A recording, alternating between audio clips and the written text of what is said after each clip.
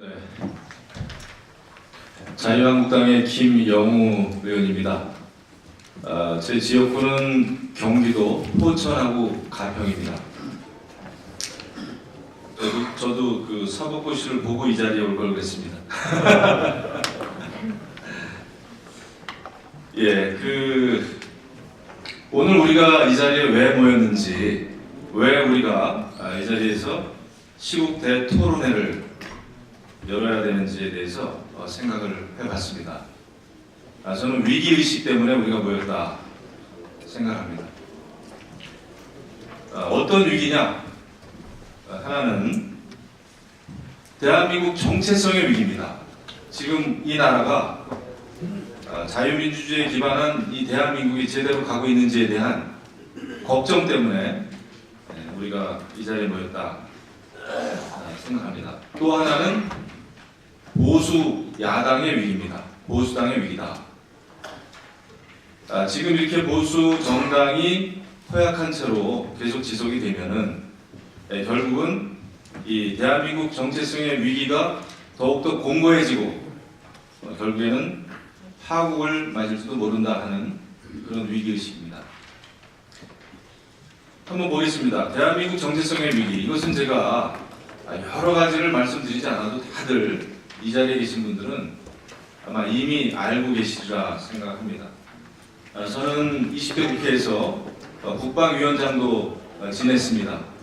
많은 점에 대해서 보고를 받았고요. 그런데 지금 돌아가고 있는 이 대한민국의 현실은 매우 우려스럽다라는 말씀을 드립니다. 저는 기본적으로 지난해 있었던 4.27 판문점 선언, 남북 정상이 만나서 했던 4.27 판문점 선언, 그리고 또 9.19 평양 선언, 또 남북 군사 합의 내용, 또 평양 능라도 경기장에서 했던 문재인 대통령의 연설, 이런 것을 종합해 보면 이것은 대북한 항복선언이다, 이렇게밖에 저는 말씀드릴 수가 없다. 조금만 들여다보면 내용이 그렇습니다. 남북 군사 합의에 대해서는 제가 자세하게 설명을 드리지 않겠습니다. 방어를 위주로 하는 대한민국의 국방, 최전방에서 감시하고 정찰할 수 있는 모든 우리의 기능을 포기했습니다. 이것은 대한민국 안보의 포기죠. 또 문재인 대통령은 능라도 경기장에서 평양 시민을 상대로 해서 저는 남쪽 대통령입니다, 이렇게 본인을 소개했습니다. 기가 막힌 노릇이죠. 어떻게 대한민국 대통령이 남쪽 대통령으로 이렇게 둔갑을 할 수 있습니까? 그리고 또 그런 얘기를 했습니다. 경기장에서 어려운 시절 민족의 자존심을 지킨 불굴의 용기를 보았다. 북한에 대해서 말이죠. 북한 정권에 대해서 이렇게 이야기를 했습니다. 저는 이 같은 발언은 정말 얼핏 생각하면 북한의 주체사상이나 폐쇄된 민족주의를 마치 인정해주는 듯한 이런 발언 아니겠습니까? 저는 대한민국 대통령으로서는 굉장히 위험한 발언이다. 저는 크게 실망했습니다. 그리고 4.27 판문점 선언도 그 내용을 잘 들여다보면 그 제3항에 밑도 끝도 없이 이런 규절이 나옵니다. 남과 북은 북측이 취하고 있는 주동적인 조치들이 한반도 비핵화를 위해 대단히 의미 있고 중대한 조치라는 데 인식을 같이 하고 앞으로 각기 자기의 책임과 역할을 다하기로 하였다. 북측이 취하고 있는 주동적인 조치의 내용이 없습니다. 근데 남북 정상회담 그 합의문에 밑도 끝도 없이 북측이 취하고 있는 주동적인 조치들이 한반도 비핵화를 위해 대단히 의미 있다, 이것을 인정해라 이건데, 그리고 지금 돌아가는 거 보면 어떻습니까? 지금 문 정부는 여러 가지 국제 정상회의에 나가서도 그렇고요, 해외에 나가서 하고 있는 일이 고작 대북 제재 완화입니다, 이거 주장을 계속하고 있어요. 하지만 정작 남북 간에는 비핵화에 대한 실질적인 조치나 이에 대한 어떠한 실질적인 노력들이 보이지 않고 있지 않습니까? 그리고 오로지 비핵화는 북한의 김정은과 트럼프 대통령 간에만, 북미 간에만 다뤄지는 문제가 됐습니다. 사실상 북한의 핵이라고 하는 것은 우리 대한민국 국민의 생명을 위협하는 가장 커다란 위협 아닙니까? 그런데 정작 남북 간에는 비핵화에 대해서 이렇다 저렇다 말이 없습니다. 수상적으로 한반도 비핵화에 대해서만 이야기하고 있습니다. 북한식대로 하면은 조선반도 비핵화죠. 네, 이것은 정말 심각한 대한민국 정체성과 안보의 위기다. 두 번째, 보수정당의 위기에 대해서도 제가 여러 말씀 드리지 않겠습니다. 이미 앞서서 두 분의 교수님께서 보수정당의 현 주소에 대해서 아주 적나라하게 말씀을 해주셨습니다. 보수정당의 위기는 이미 세 차례 선거에서 드러났습니다. 지난 2016년 총선, 2017년 대선, 지난해 지방선거에서 참패했습니다. 그것이 곧 보수정당의 위기다. 더 이상 얘기할 게 없습니다. 그러면 결국 우리는 무엇을 할 것인가, 이 마당에. 막연하게 우리가 보수주의가 추구하는 가치를 반복적으로 주장만 해서 되겠는가? 저는 그것은 아니라고 봅니다. 지금 국민들은 배가 고프다, 빵을 달라, 이렇게 아우성인데 빵이 중요하다, 또 빵 만드는 기술을 국민들한테 계속 허구한 설명만 할 수는 없다. 빵을 드리는 것이 굉장히 중요하다. 저는 이것이 굉장히 좀 중요하다 생각합니다. 위기 극복을 위해서는 그 위기에 대한 본질을 꿰뚫고 그것을 극복하는 방안, 이것을 국민들에게 드려야지, 여기서 우리가 보수의 가치만을 반복적으로 하는 것은 그냥 레토릭이다. 그것은 국민이 공감하기 어렵다라는 말씀을 드립니다. 그러면 국민들이 원하는 빵이 무엇인가? 그냥 문정권 잘못했다 비판만 하면 되겠는가? 또 반문연대만 주장하면 되겠는가? 보수 대통합만 이 자리에 앉아서 주장하면 되겠는가? 정치권의 특권 내려놓기, 또 공천제도, 선거제도, 지방분권, 이런 것만 주구장창 이야기했을 때 과연 국민들이 보수정당이 우리에게 우리의 삶의 문제를 해결해 주겠구나 라고 판단하겠는가 말이죠. 저는 그렇지 않다. 우리는 한 발 더 나아가야 된다 생각합니다. 우리가 아무리 반문연대니 특권 내려놓기니 공천제도, 선거제도 이야기해봐야 그것은 사실상 정치권의 얘기입니다. 우리끼리의 얘기인 것이죠. 과거에 소위 진보 쪽 사람들, 좌파는 과거 선거에서 무상급식이라고 하는 엄청난 그 선거 전략을 들고 나왔습니다. 그런 것이 결국은 국민들에게는 빵이 되는 것이죠. 우리가 생각할 때는 제대로 된 빵이 아닙니다만은 선거라고 하는 것은 그렇게 국민들이 와닿는 이야기를 정책적으로 만들어내는 능력에 달려있다.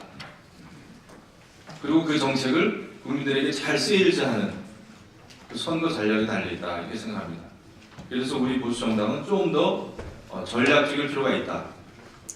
선거에서 지니까 우리가 이렇게 되는 거 아닙니까? 선거에서 지니까 아무런 소용이 없더라고요. 우리가 아무리 자유를 강조하고 안보를 강조하고 공동체를 강조하고 발전을 강조하고 우리는 건국 세력이고 우리는 산업화 세력이다 라고 이야기해 본들 선거에서 지면 우리는 패자인 것입니다. 그러면 결국은 역사의 죄를 짓는 일이다. 그래서 우리는 제대로 된 빵을 만들어야 된다.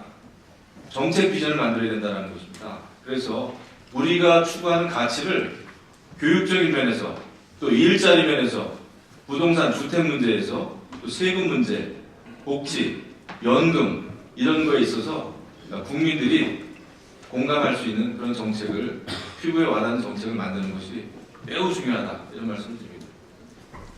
마지막으로 선거 전략입니다. 저는 선거 전문가는 아닙니다. 정치를 하고 있습니다만은 제가 봤을 때 세 가지가 중요하다. 이런 생각을 좀 하게 됐습니다. 먼저 자강입니다. 우리 보수 정당의 자강. 우리 스스로 내 몸이 건강하지 않은데 다른 사람 건강을 우리가 걱정할 수가 있겠는가? 저희 입장에서는 자유한국당의 자강이 필요하다.